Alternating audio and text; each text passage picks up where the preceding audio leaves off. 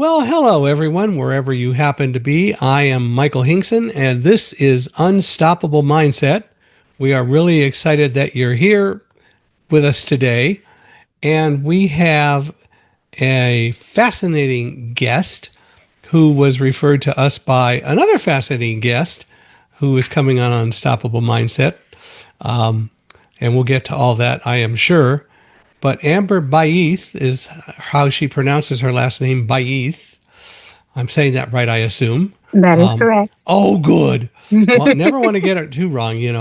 Anyway, Amber is a voice actor and does a lot of different things. And we learned about Amber from someone who we were referred to by Walden Hughes at Reps and Yesterday USA. And Walden has been on Unstoppable Mindset a couple of times. Amber, do you know Walden? No, I don't. Well, then we can spread all sorts of rumors and you'll believe every one, right? Absolutely. Anyway, Linda Berryman, so that works. Yes. Anyway, I want to welcome you to Unstoppable Mindset. It's really a joy and a pleasure to have you, and thank you for being here. Thank you for having me. This is such an exciting moment. Well, I'm anxious to learn all about voice acting and some of those things.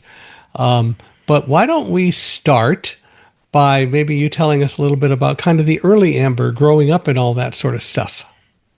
Well, always a good place to start, back, A long time ago. In a galaxy far, far away, yes. Oh my gosh. Well, I'm a suburban girl here. I'm from the suburbs, actually Philadelphia. I was actually born in DC, raised in Philly, went back to DC, then moved all the way across country to La La Land. Is that where you are now? I'm not. I'm actually back in DC. Go figure. Right. Now, I'm really curious to hear the history of all these moves. But anyway, so you were raised in Philadelphia. Did you ever meet Rocky Balboa? Just checking. No, just ran the steps. You did run the steps? I did run the steps, yeah. Oh, good. I actually got a heat stroke, but I did run the steps. I did. I was young at the time, and it was super hot. And, it's like, I'm going to run the steps. Ran the steps and just shouldn't have done that. Not in the middle of the day. No. When did he run them? It was in the morning, wasn't it? Yeah. He always ran in the morning. So, yeah. But no, this was in the heat of the day. So. We all have our growth issues that we have to deal with. So you were raised in Philadelphia and you went to school there and so on. Mm-hmm. And what kind of were your interests and so on growing up? Theater. I was really, I come from a family who has always been in the spotlight. I had two aunts who actually had a touring show titled the Stewart Sisters. And, I've always been wanting either to dance, to sing, to act. That was just my thing. Mm. So you came by it pretty honestly then. Exactly. So I didn't know anything else. They were actors in the show? They were. Yeah, one was a singer and one was an actress, yes. Oh, cool. Yeah. Well, and what was the show about? Actually, it was about Harriet Tubman, Sojourner Truth. And they actually toured the country and talked about the Underground Railroad and how they were able to escape and free other slaves. Mm. Now that show isn't, whether it's your parents or not, but that show is not on now. It's not running anywhere. No one is doing it. This was a stage play. This was many, many years ago. Right. Yeah. But no one has continued. I would think it would be a very valuable thing to keep around. You would think it would be that, the traditionally, but we kind of moved in different directions, So everything closes eventually. The Fantastics eventually closed, and it was on for the longest time. Yeah. Well, even Cats was on for a long time. Yeah. I think I think, although I don't know, but the producers, I think, has closed. Yeah, and I really wanted to see that. I saw the film, but I wanted to see the stage play, Oh, but I the wasn't stage able play to. was much better than the film. I'm sure. I don't know what it is about Matthew Broderick, but he just doesn't sound natural in films. But we went to see it. It was in August of 2001, Hmm.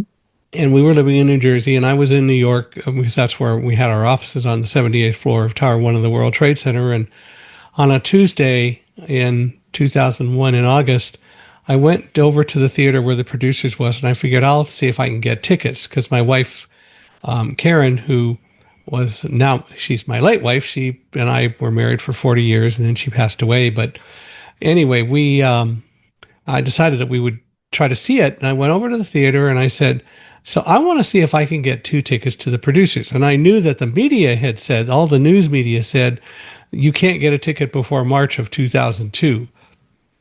And I said, well, Wow. but the deal is that my wife is in a wheelchair.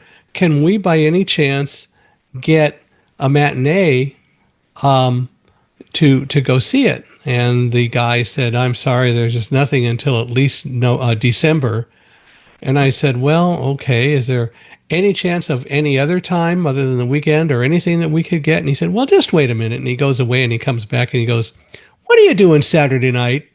I went, I guess I'll go see the producers. Right. And we did. We got to see the original cast, of course, Matthew Broderick, Nathan Lane, and Katie Huffman, who Wow. played Ula.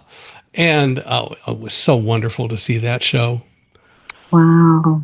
We had seen Matthew Broderick and Sarah Jessica Parker in How to Succeed in Business Without Really Trying. And then we Hmm. saw Nathan Lane in A Funny Thing Happened on the Way to the Forum. So we had seen them all perform before, but that was Oh, so okay. fun to see. That's awesome. Yeah, yeah. And I think that the film wasn't nearly as good as the play, but I'm oh pretty, well. I'm sure it wasn't. Live So, theater yeah. is so dear to me. I don't know. It's something about the willingness suspension of disbelief, of breaking out of reality and just, getting away from it all and just sitting and enjoying yourself, laughing at just sometimes it could be nonsensical, sometimes it could be sort of reality, whatever genre you like.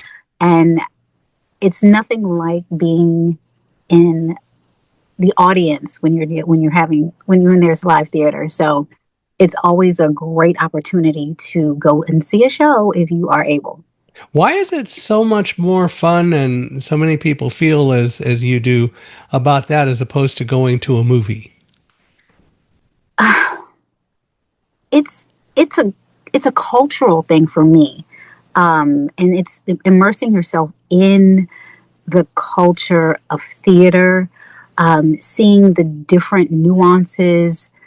There's interaction, like they'll break the fourth wall sometimes, and that Yeah. and every show is not the same. That's the great thing about theater, because you could go to a show on a Monday and then you go back to see it on a Friday and it's like totally It's different. different. Yeah. I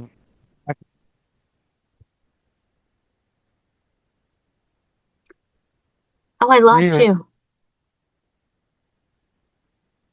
do you hear me now? a little bit. Yeah, Yeah. How about now? I got you. Okay.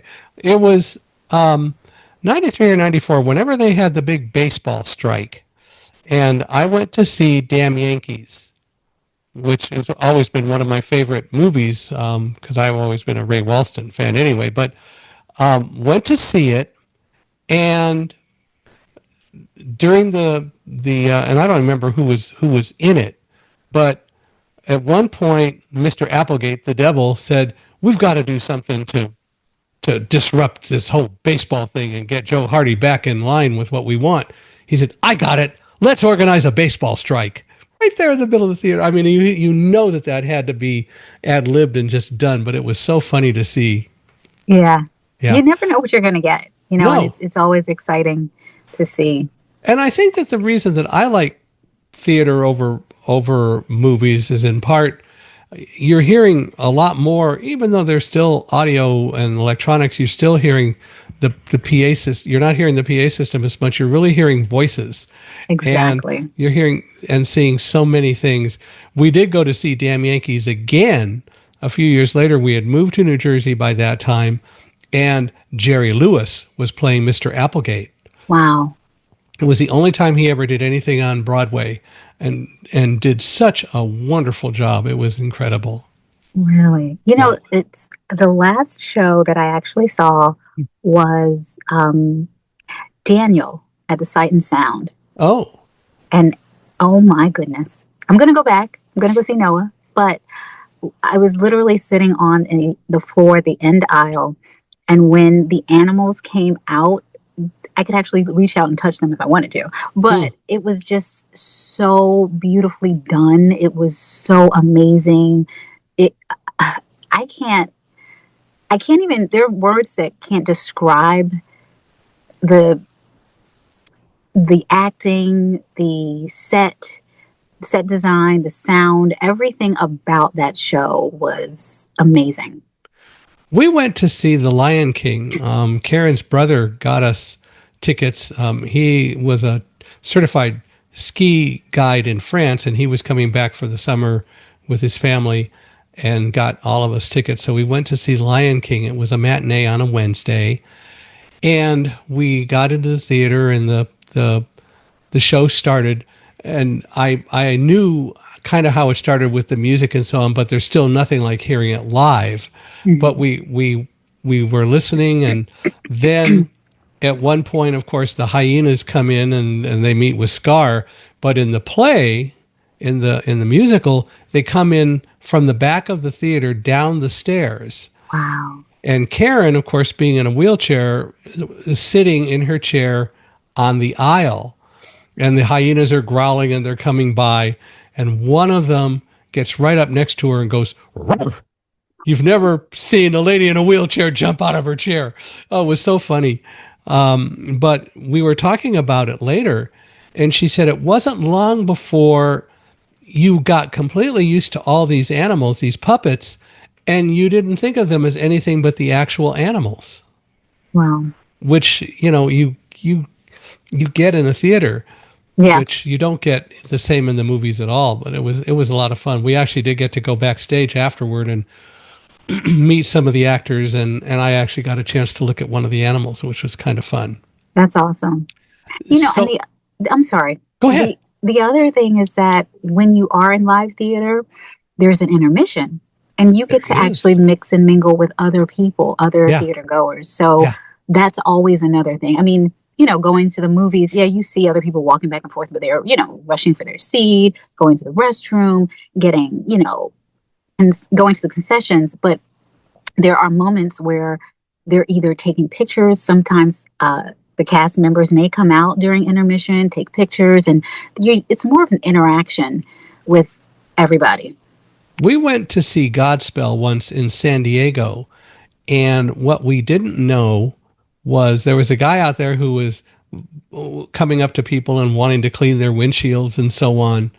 And what we didn't know until later was that was the actor who played John. He was in character. He was being a Wow. servant. It Wow. was great. That was so clever. That's awesome. So what did you do for college? Well, I went As to, if we don't know. and I know, right? I went to Howard University and I majored in theater arts administration. Uh-huh. Yeah. So it's the funny thing about that was I always, was in the theater, and my mother told me, I am not paying for you to be an actor. And I'm like, well, I don't know anything else. And this particular year, when I came in, they had just started the theater arts administration program. And I said, well, I can't do acting. I don't know anything else. This is it. And I really didn't know what that entailed until I got in and I said, let's see, I get to know the behind the scenes aspects. I can also be a producer, director. I could, basically tell people what to do. That is for me. There you go. So you got your degree in that. How come your mother wouldn't pay for you to be an actor? Because, I mean, back then it was just like, that's something that, that's not a real job, Ah, and even though there are she people did that it. they think like that, that's not a real job. It'll never amount to anything. You won't get where you want to be, So I said, I don't know anything else but this. So, so thank God that was something that was there when I did come in there. Well, so you got your degree in theater arts production Administration. administration, Hmm. and so you learned how to tell everybody what to do, which is You say always it a like that. good thing. Which is always a good thing to do, right? And so then, what happened after college? Well, after college, I had always been one of those types that said, "Oh no, I just got out of college, and maybe 2 days later, I don't have a job," and I'm always worried about that. But Uh oh. I Uh had someone, a classmate, say, "You know what? I think you'd be a good fit for this." And what is she talking about? And I don't know if you recall HBO's Taxi Cab Confessions. oh. Uh huh. Okay, so they actually came to DC, and they chose me. I was chosen to be their production assistant, and I was in the follow vehicle with the cab, all that kind of stuff. And I was like, okay, this is a lot. This is a lot. They never aired it because it was a little too risque, Mm. but I mean, they could air it now, but Yeah. um, and they asked me to come to LA. I said, and that was a funny thing because when before then I said, oh gosh, I'll never go to LA. It's like Sodom and Gomorrah. Yeah. And so I wound up going to LA. They said, I'll give you, get you a round trip ticket. You can either stay, you can go back, giving me that option. Um, and I took it. I took it. And it was the best thing that I've ever done. So what did you do when you got out here? When I got out there, of course, I was working with them for a little bit. And then I decided, I said, you know what? I want to be an actress. I'm here. I am in Hollywood. Mom And notwithstanding. I said, oh my gosh. And of course, what did I do? I got what most actors got was a serving job. Just something enough that I could act flexible enough that I could actually go on auditions and things like that. And I did. I went on auditions. I met a lot of different celebrities. I was in McDonald's had their quote unquote adult Happy Meal that I actually was the poster girl for. I was like, oh my goodness. And I was in magazines, things like that. And then one day, a friend of mine who graduated with me in theater arts administration, she was actually doing a production, a touring play as the company manager, which is like a tour manager. Mm. And she got another invite to be the company manager on TD Jakes's show, and she really wanted to take that. So the producer said, "Well, you're going to have to find a replacement." So she called me up, and I started working on a show with David Talbert called "The Fabric of a Man," which starred Shamar Moore. Mm. And we toured for, oh, wow, this is interesting because I didn't really think about this until I started talking. We toured until,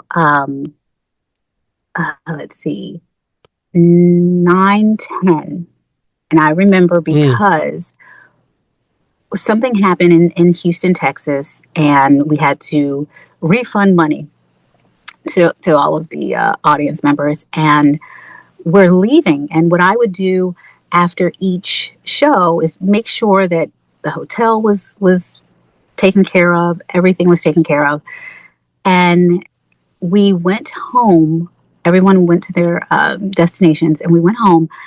And that morning, I called the hotel, and he told me that different people were still there. And I just didn't understand why, at the time, because it was really early in the morning in Mm. LA. Mm-hmm. And so I'm calling and I'm like, well, what's happening? He said, you don't know what's going on? And I said, no. He said, planes are going down everywhere. And I'm like, what are you talking about? I turned on the TV, and that's when I saw the second plane going into the tower. Mm. And I just, oh my gosh, this is kind of bringing back some stuff because, whew, I am a woman of faith. And I actually, prior to us leaving, for 7 days prior to us going to to Houston, I kept having these dreams about a plane going down in a field, Mm. but it would be continuous things. And then the next night, there were planes, looks like two planes colliding. Then I saw people falling out of the sky. And I was like, this is not making any sense. I didn't know anything. I mean, I didn't know what was going on. And I just kept dreaming these dreams. And I said, this is what's happening. Then when we were leaving Houston, I had a dream prior to us leaving of the exact shape, color of this plane that went down in the field. And I was at the airport and I'm looking and I'm like, okay, that's not the plane that I saw. And so I get on the plane, and as I'm about to settle in, about to, leave Houston, go to LA, there's a man dressed in Arab garb with, something on his head. And I don't know why I said this, but I just said, I hope he doesn't hijack the plane. Mm. And I went to sleep. And the dream that I had was that I really saw who was falling out of the sky, but they had on business suits. So when I called the hotel and he told me this, it just took over me. Mm-hmm. I was in shambles. I was like, what did I just dream? What happened? Something is not right. I didn't know what was wrong with me at the time. I thought there was something actually wrong with me. Like, why am I dreaming this? What is happening? So that was just something that you happened to ask me the question, and that brought it back. And then I'm thinking about you, So, ah, So excuse me. many people that I've talked to who didn't at first know what was happening, and they either turn on their TV or they were at an airport or something, and they saw the second plane hit the towers, and they thought it was a movie. Mm, And I've heard so many people say that. And then, of course, they realized that it wasn't a movie. But, a lot of people just thought it was a movie at first yeah, because nobody could imagine it. And, that is true. Who would have thought that somebody would deliberately crash airplanes like that into the towers and into the Pentagon? And of right. course, now the one falling out of the sky was that Flight 93 in Pennsylvania. Yes, Uh-huh. And eventually when you saw the plane or whatever, that was the plane that you dreamed about? exactly. Yeah. Uh-huh. And that's not surprising. Yeah.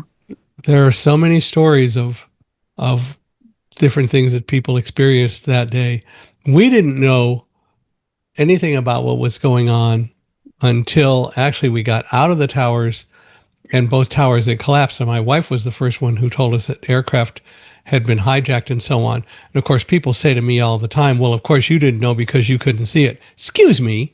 The last time I checked, as I tell people, Superman and X-ray vision are fiction. And the reality is the airplane hit about 18 floors above us on the other side of the building. No Mm, one knew.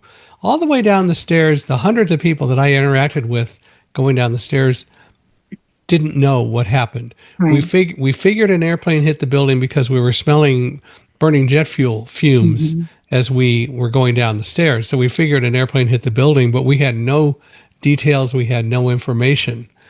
Blindness didn't have anything to do with it at all. Right. But yeah, it's just one of those things. Yeah. Well, Ooh, so you were in you were still in the business of telling people what to do, which was really good. And how did you eventually then get into voice acting?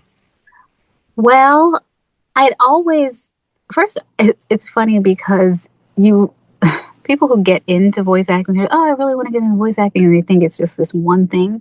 That was me. I always like to do voices. I like to play around with different things. My favorite is the villain. I don't know what it is, but I like to play the villain. But what happened was You and Cruella Deville. Okay, that's fine. it was actually COVID. Mm. It was the thing was that I literally was a preschool teacher at the time. And because after I left LA, I got married and I had kids and that kind of thing. So I was back in DC, and so after that, I COVID happened, and I don't want to say it forced me, but it forced me, nudged me. And I said, this would be great because different things were happening where I was meeting people um, on an app called Clubhouse. Mm-hmm. And I said, oh, this is cool. And I've always loved audio dramas too. So I actually I bought a $40 mic. I bought an iRig and I just hooked it up and I just started talking. And I was in some acting workshops, some improv workshops. I was cast in an audio drama on Clubhouse. So I was like, oh, this is fun. I like talking to myself anyway. So why not? So I created space in my walk-in closet, and there you have it. And the rest, as they say, is history. That's right. So, what kind of roles have you had, and what kinds of voices and so on have you um, created and done? Well, I actually I did the Bible. And whenever I Mm. tell the person I narrated the Bible, they're like, the whole Bible? Like, yeah, the whole Bible. Technically, that would be 66 books that I narrated. Yes, Yeah, yes.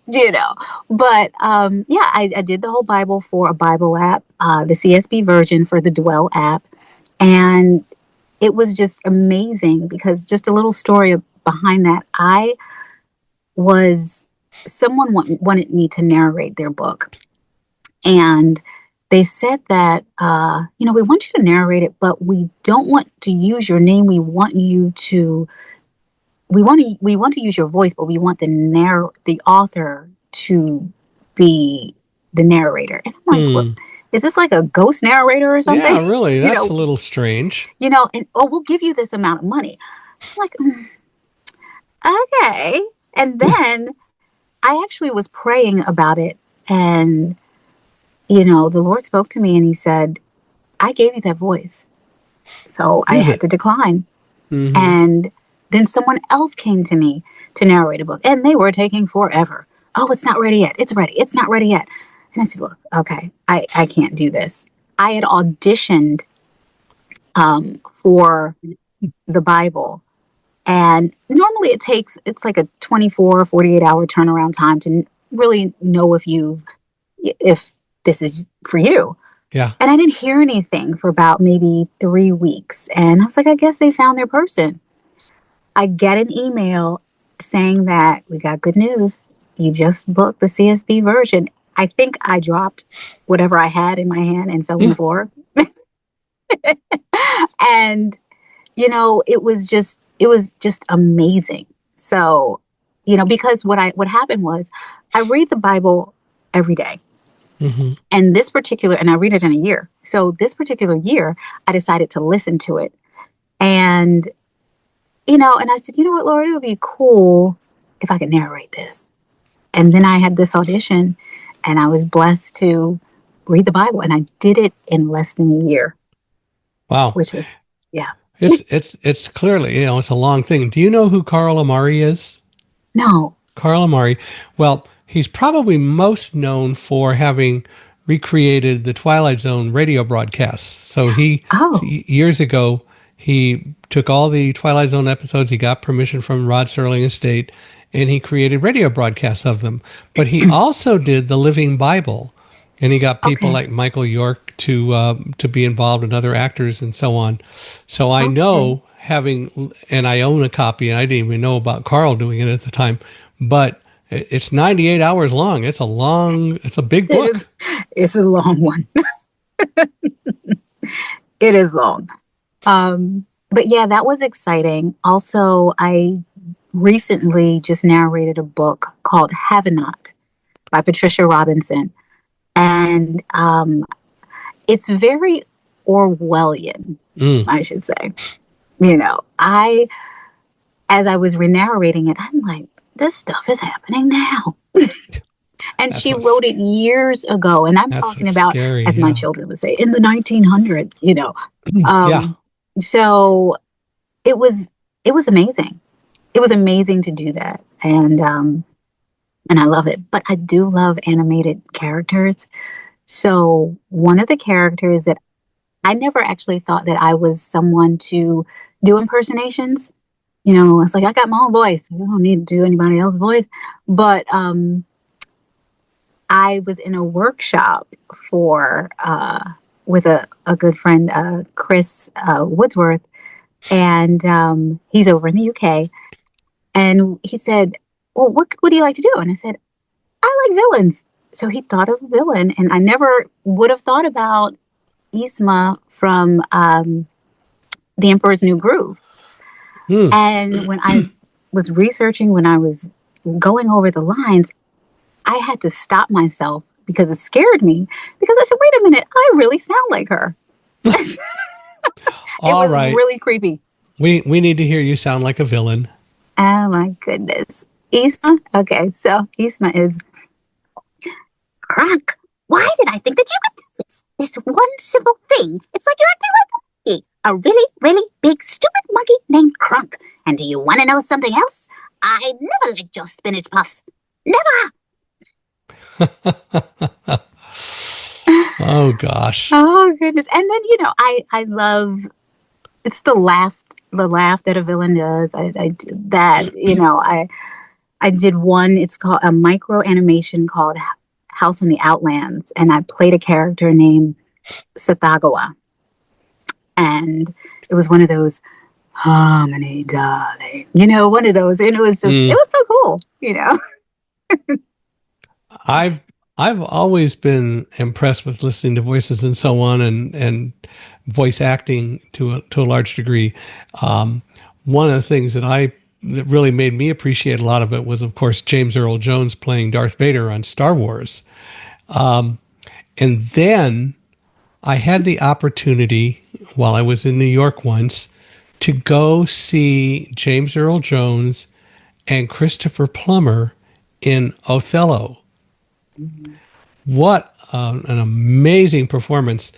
Because at the end, when Othello falls on his sword, you know what's going to happen. People have read the play. It's not like Othello's a secret, right? Right. The whole crowd just went when he did that. I mean, they were so drawn in by the power of both of their voices and Yeah. the acting, which is, I've just always loved the fact that people can do that.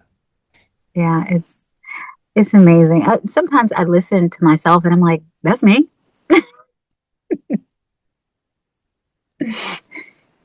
Well, you're prejudiced. So, but still, it's just amazing how people can do so much with voice. Collecting old radio shows as I do, it's really fascinating to hear all the old shows and the different things that people do, and the way they can sound so natural doing so Hmm. many different kinds of voices and so on. And I think we've lost that art to a degree, at least for a lot of people who try to go off and recreate radio shows. It sounds forced, and we've not been able to really train people. Although I think one of the things that the radio enthusiast at Puget Sound wants to do is to actually start providing some acting classes to teach people how to use their voices in really doing radio shows right. Yeah, yeah, you're so right. I mean, when I was actually a moderator and assistant to a improv workshop coach. I always told students it is so imperative to take acting classes. I mean, I Mm-hmm. know with voiceovers, it's a lot of it's commercial and things like that, but you have to understand that when you are conveying a message, you know, I don't care how great your voice sounds. If the listener cannot feel you, cannot Mm-hmm. really get into what you're saying, or even let's just say it's a commercial for food. If they can't say, okay, I got to go and get some food now, you know, then you didn't do your job, Right. you know, and I try to I said, listen, it's not just people, you know, they will say, oh, I'm selling burgers. No, you're not. You're Mm-mm. not selling burgers. You know, people are hungry.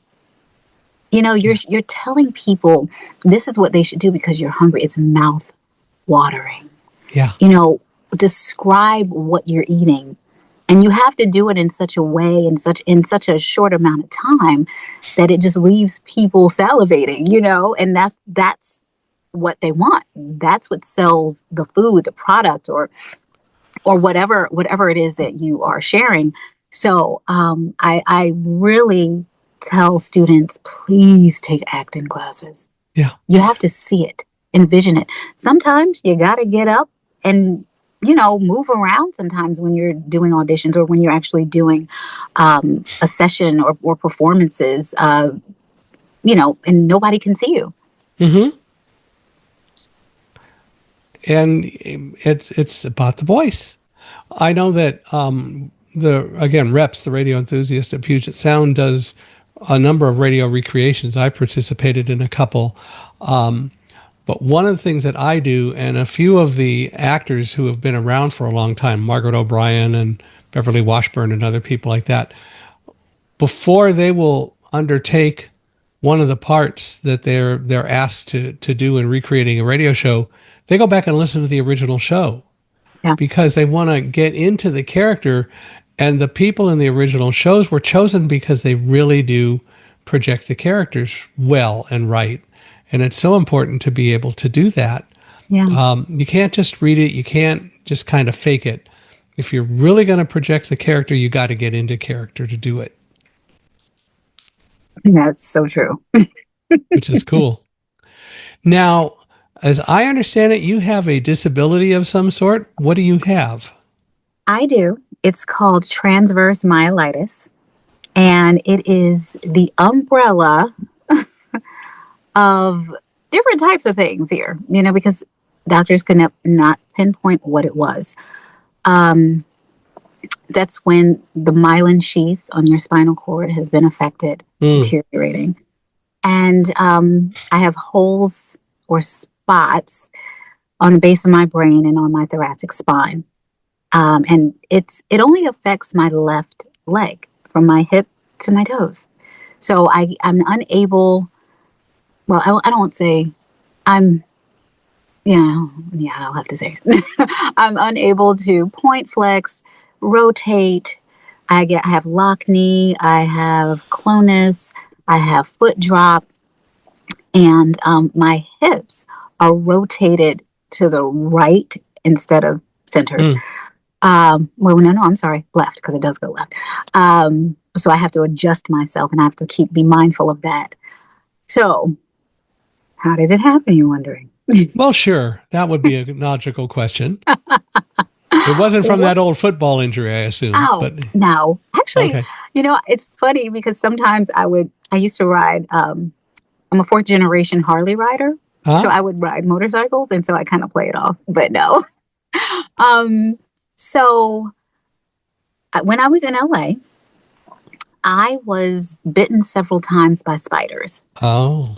So I always tell people, I said, yeah, my only superpower is a limp.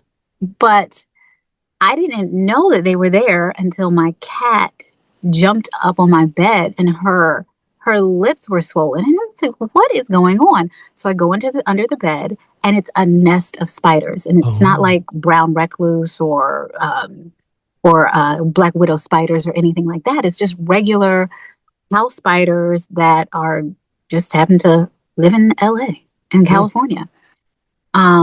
And so that's what happened. And it was dormant for a little bit until I got the flu.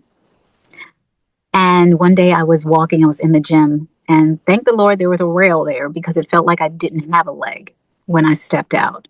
And I would shake it off. But then it started getting worse. I couldn't really walk. And this was still the time that I was actually on the road and on tour. But I would shake it off, and it would come and go. And then later on, it just, I don't know if I got sick again or what, but it just kept going downhill from there. Mm. So I had gone to different doctors.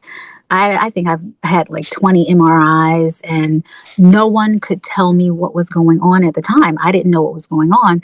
And so my cousin told me, she said, why don't you go to my holistic doctor? And I was like, okay, nothing else has been working. So I did go, and I told him everything that I told everyone else. And he said, oh, so the neurotoxins from the spider bites affected your spinal cord. Okay, so I'm not crazy, because literally doctors were like, oh, it's in your mind. I'm like, okay, this is not my Yeah. mind. I'm not crazy. And so I found out what it was, and he actually told me, he said, because with that came with that was personal things that were happening that I really don't want to say, but he told me, he said, if you don't want that to occur, you're going to have to stop eating nightshades, which are red peppers, artichokes, eggplant, tomatoes, things like that. Oh, and dairy. I said, wait a minute. No ice cream, no pizza. Oh my gosh, what am I going to do? Yeah. So I said, you know what? If I don't want to do that, then I'm going to have to do this. And so I did. I changed my diet. I don't eat dairy. Now I will eat tomatoes, but I've learned how to eat them in moderation. I don't eat eggplant anymore. I don't eat artichokes, red peppers, bell peppers. I eat them again in moderation. And it has helped tremendously, So I've had doctors tell me, oh, it's MS. I literally had a doctor tell me, and this was at Johns Hopkins. Okay. I got a spinal tap, and he tells me, he says, there's nothing wrong. You don't have MS. And then he says, but I would like to put you on a prescription. Okay. What prescription is that? It's for MS. Do I have MS? No. Then I'm not taking it. Yeah. Hello. Hey, sometimes if you can't, you got to advocate for yourself. Yeah. But, I didn't. And I had another doctor to tell me, oh, I think it's MS. I don't need you to think. I need you to know. That's why you're getting paid the big bucks. Right. And so I have been living with this, and I call it a different ability. Because when you say dis something, it always means it's a negative connotation, dis-ease, disappear. Well. So for me, it is different. I walk differently. Yes, it was something that was it really hurt because I was a dancer, and I didn't think that I would ever dance again. And that's what they told me, oh, you'll never dance again. Of course they did. Of course. And so one day I remember I was actually asked to sing at a prayer breakfast. And I said, you know what, Lord, I want to dance. And he said, go ahead. And I'm like, what? So I choreographed a dance, and I danced. And the people that were leading this breakfast, that when I told them that that's what I was doing, they looked at me and said, "Have you seen yourself walk?" They didn't say that, but they Mm. had that look on their faces. And they were amazed. They were Yeah. like, wow, wow. So, but of course, when I stopped, I was limping again. Well, yeah. It happens, but, I owe it all to God. And I think that living with something like this, it's taught me a lot, you know, Sure. because, one day you're running and you're doing this and you're doing that. And then the next day it's like, I am not able to do that. But you know what? It's okay. It's Yeah. okay because I Yeah. can do other things. Well, and so I've had a number of people, say some of the same things to me. Well, you're not disabled, you don't have a disability, it's different. And I reject that as well because of a different reason than what you said. And Mhm. that is, disability does not mean a lack of ability, no matter what people say. And people have heard me say this on the podcast. Disability is not a lack of ability. Of course, people say, well, it is because it starts with dis. And I say to them, then how do you explain disciple, discern, and discrete, for example? Oh, The bottom line is disability is not a lack of ability. And if we're going to go that way, the reality is every single person on the planet has a disability. hey, For most of you, you're light dependent and you don't do well when suddenly the lights go out unless you can find a smartphone or whatever. right. Thomas Edison invented the electric light bulb, and for the last 147 years, all we've done is develop better technology to cover up your disability, but it's still there. Yeah. The fact of the matter is, disability isn't a lack of ability. Disability is a characteristic that every person on the planet has. It just manifests itself differently for different people. Hmm. So, Absolutely right. yeah, I like that. you're welcome to it. You can use it. Thank you. Absolutely. But the fact of the matter is that we've got to get beyond this thinking that if people aren't just like us, they're less than us. Hmm. And the fact is that disability is not really a lack of ability. It is what we end up, what we do, what we deal with. But the bottom line is it's not a lack of anything. And we've got to get people to move beyond what their normal comfort level is. It's interesting that you said that because, I mean, you're absolutely correct. When you have this different ability, this disability, it actually moves you and stretches you to do Yep. things that you never thought that you would do or could do. And it's like, wow, wait a minute, Yeah. huh? How You know, how was it emotionally for you when you figured out and discovered what was going on? oh, I was in shambles. Mm. I was, and again, for the simple fact that I would cry when I would see dancers on stage. I would cry when I would see people running, you know, and then it was just like, you're sitting here crying, do something about it. It's not like that you can't move at all. You can. Is there other ways to move? Hmm. And I had to figure that out because I thought that there was only one way to do it. And when I realized that, oh, you can use this, you can use tools to help you in your dance. So I actually I was doing liturgical dancing, and I used flags, and it was Mm. so beautiful.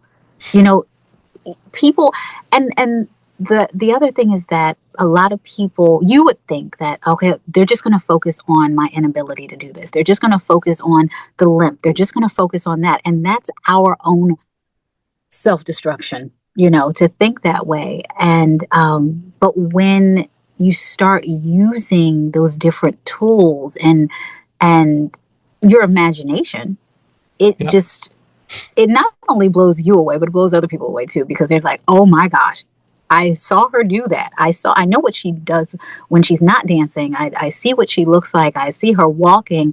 But then when I see her dance, it's just that all goes away. Well, So, the other part about it is that we've got to get beyond some of these concepts that we're so used to and so married to. The fact is, everybody has gifts, and the reality also is that our gifts may change. That Mhm. doesn't lessen us in any way. And the fact is, you can still dance, but you have gifts that other people don't have. Right. And that's just as fair, Yeah. you know? And so it's very important, I think, to really recognize and see that we all have gifts. And that's why I say that disability is really a characteristic that everyone has, and it manifests itself differently because it also helps put gifts into perspective. Because you may not do everything that you did before, but I'll bet you're doing things now that you never thought you would do. And it's the same thing. Exactly. Yeah. Exactly. And I think that I know this might sound strange to some people that it's a good thing. Like, Yeah. I literally thank God for this. You know, people will be like, "Oh, what do you mean? Thank God that you can't walk."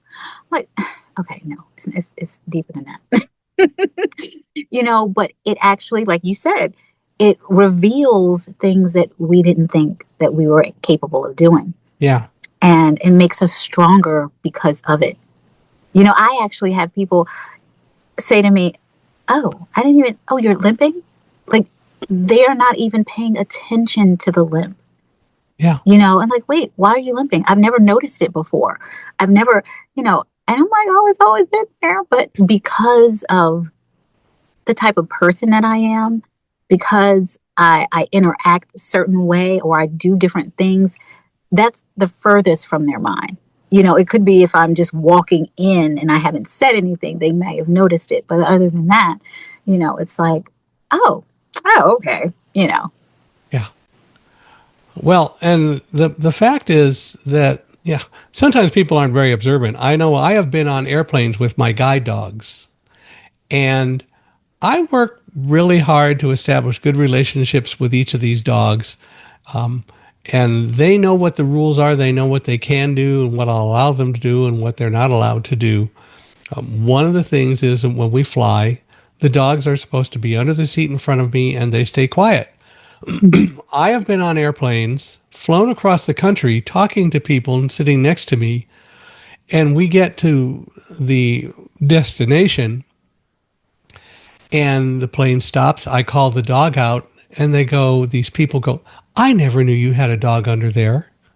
And I mean, the dog's head is sitting out on is laying on my feet. You know, I don't know how they couldn't possibly notice it, but they don't. Wow, that's funny. Which is, I guess, a testimony to the dog doing what it's supposed to do and all that. But still, Yes. so you you obviously have an inspirational story to tell. Have you written any books yet? No, I have not. I I There's a know. It's project like for you. everybody asks me that. Well, not everybody writes. It's okay. Or Yeah. something to think about in the future, but you tell the story. Have you ever thought of doing a one woman show where you talk about some of your life and do that? I have not, but that sounds like a good idea. I would think that would be an interesting thing to do. Nobody could do Hmm. it better than you. That's true. It's your story. Yeah, that wow. Yeah. I oh my. There's a lot to unpack. Some things to think about anyway. Yeah. Oh, thank you for that. Well, what do you do to help and inspire people today? You obviously talk about the fact that you have a disability and so on, but in general, what do you do to inspire actors and the whole community and so on? Well, again, like for me, I love to teach. Like I said, I did actually like to teach younger people because they're more malleable and they don't tell you no a Hmm. lot. And I'm Yeah. not going to. um, for me, I also, because of the disability, I also got into, I got certified as a functional nutritionist, full body Hmm. systems. Because of this, I wanted to learn not only how to heal or eat right for what is going on to make me stronger.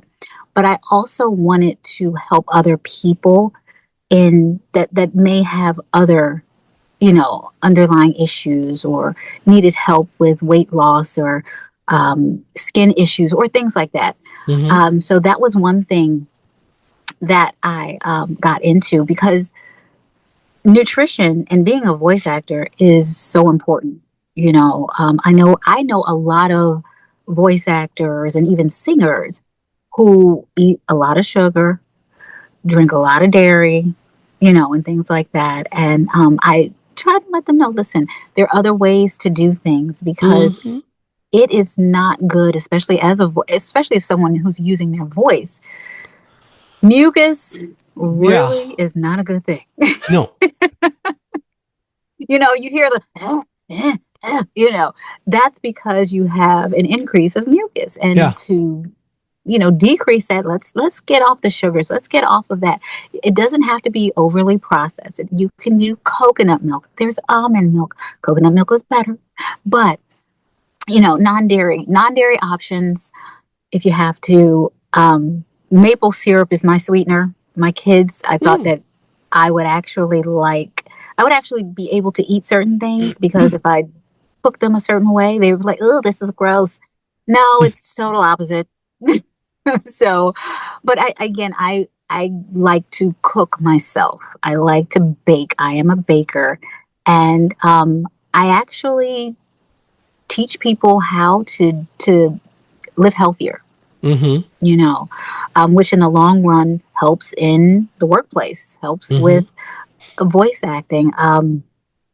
Teaching them acting is the other thing. I love to see people thrive. I'm not a me. I'm not an opera singer. Mm-hmm. So I like to see other people win.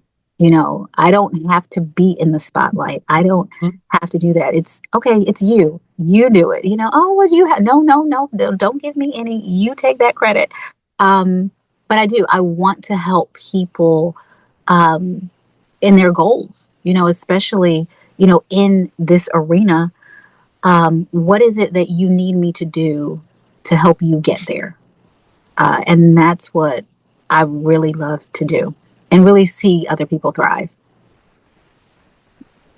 That is cool, and I've always believed that too. It's not about me. And when I travel to speak, it's not about me. Right. It's how I can interact with an audience. And as I love to tell people, I don't talk to an audience. I talk with an audience, and I look for different reactions from them. And if I'm not connecting, then I've got to change something. And I've learned to change on the fly if I have to get people to connect. But Right. it's important for me to get an audience and the people that I work with inspired. And I've always told my employees when I had people who worked for me, I'm not hiring you so I can boss you around. My job is that I have gifts, you have gifts. You and I need to work together to figure out how my gifts can augment what you do and match what you do to make you more successful. And Yeah. I think that's the most important thing. Servitude. But getting people to always understand that can be a problem. But the people who get it are really successful. I've had some salespeople that really understood it when I've made those comments and took it to heart, and they recognize that I have different skills than they do, different gifts than they typically do, and when we blend the two, we're stronger for it, Yeah. Most definitely. which is important. So, if people want to reach out to you maybe and learn more about you or talk to you about challenges or whatever, can they do that? And how do they do that? Of course. Of course. You can get me on IG at I am Amber Bath. That's I am Amber Bath. And Bath is Um, spelled. Bath is spelled without the apostrophe, but B is in boy, A, T is in Tom, H is in Henry, like the Okay. tub. Right. And or my website at www.iamamberbath.com. Okay. Well, I hope people will reach out, and we have to figure out some way somehow to get to see you act or hear you in something. Oh, yeah.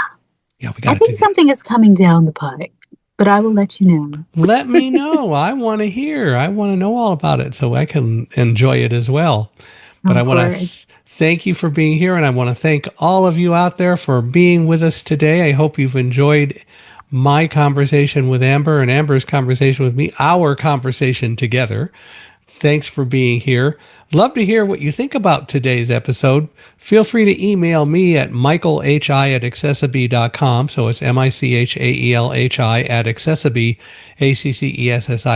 accessibe.com. And wherever you're observing the podcast, would really appreciate it if you give us a 5-star rating. We value very highly your ratings and your comments and your feedback.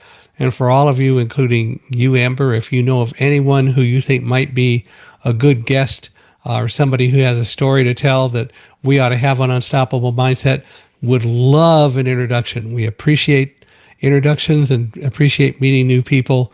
I think everyone has stories to tell, and we want to give people the opportunity to tell them. So if you know anyone, let us know. But again, Amber, I just want to thank you for being here. This has been a lot of fun. You're welcome. Thank you so much, Mike, for having me.